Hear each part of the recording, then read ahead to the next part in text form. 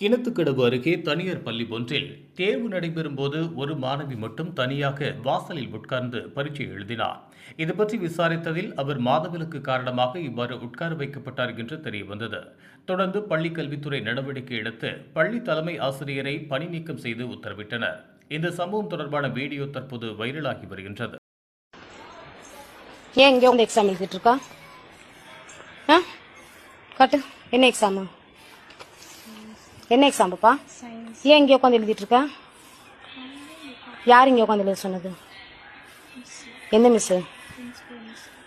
Principal miss உனக்கு இங்கே உட்காந்து படியில் உட்காந்து எக்ஸாம் எழுத சொன்னாங்களா? இதுக்கு முன்னாடி எப்போ எழுதுன எக்ஸாமு?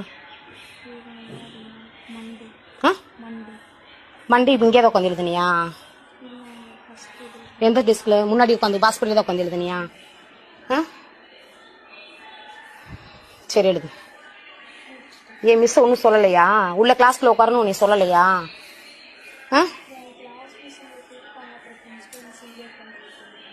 புரியல. கிளாஸ் மிஸ் இங்கே கூப்பிட்டாங்க வர சொல்லி, அதுக்கப்புறம் பிரின்சிபல் மிஸ் இங்கேயே உட்காந்து சொல்லிட்டாங்க. பிரின்சிபல் மிஸ் உன்னை இங்கேயே உட்காந்து எழுத சொல்லிட்டாங்களா? ஏஜென்ட் பண்ணா உள்ள உட்காந்து ரூம்ல உட்காந்து எழுதக்கூடாதாம்மா? வீதியில் உட்காந்து எழுதணுமா? இல்லையா?